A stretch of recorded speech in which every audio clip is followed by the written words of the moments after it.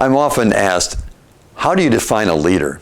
I think most people either leaders or followers, and the follower tends to think that someone has to say something to me to direct my actions. When really a true leader is a leader of one. You have to learn to lead yourself before you can expect to lead others. And by learning the 3 secret skills of top performers in my book, you can learn to lead yourself and then be in much better position to lead others in your organization. Now this could mean, and many people think, well, it's the president of the company or the CEO, the chief executive officer, or the chief operating officer. But it's also middle management.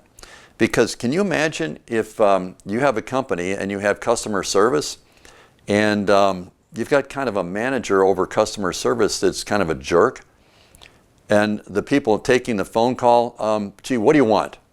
Okay, well, that's why they record the calls, because if that person doesn't like the boss and they have this attitude, who do you think is going to want to buy from your company? It's not going to happen. So it's really important, and also in human resources.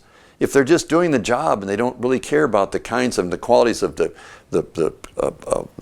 credibility of the people that they're hiring, then you've done the wrong hiring. You hired the wrong people, and they will badmouth your company. You've got to find the ones who are really into being self-motivated, self-starters, and hire them, because they will move your company forward.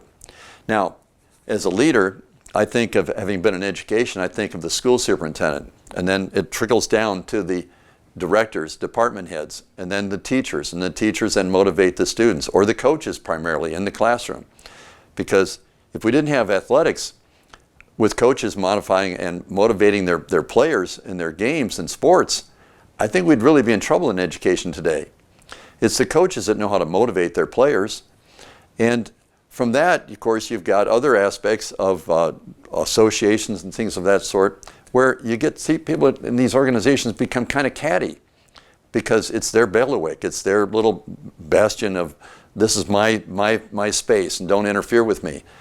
Or the fact that you've got a manager sometimes that is threatened by the underling that they're managing.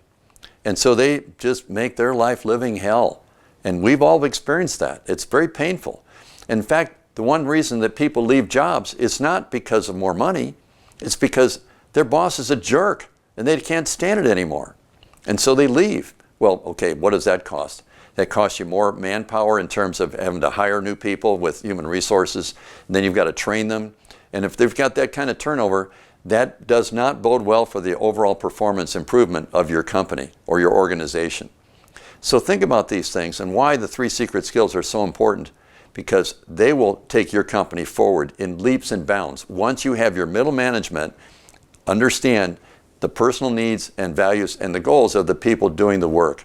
The 3 secret skills are: increase awareness, enhance self-evaluation, and connect reward with reinforcement. What makes you want to come back and do the job better the next day?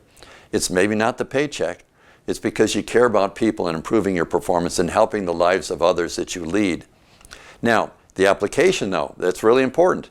You've got jobs, and a job is a job. We know what that is. You can work in a cubicle or on the job, in the sales and marketing department. Then there are tasks like doing your laundry. Come on, if you don't do the laundry, it's no fun, but you stink. Then there are skills. I happen to be an author, a speaker, and a publisher, and I'm also a pretty top-notch swimmer. I'm an All-American in college, and I've got world records in master swimming. But you could be an author yourself, or you could be also an artist of some kind. You could have other skills. And then, of course, there are the relationships, not just with mom and dad or your parents, and if they're still alive, the grandparents, or aunts and uncles. No matter what religion you belong to, there's hopefully a higher power in your life, and there's a relationship there that we should foster as well. So those are the big 4, I call them, and the applications of the 3 secret skills. And that, again, it's all designed for one basic purpose: to improve performance in less time.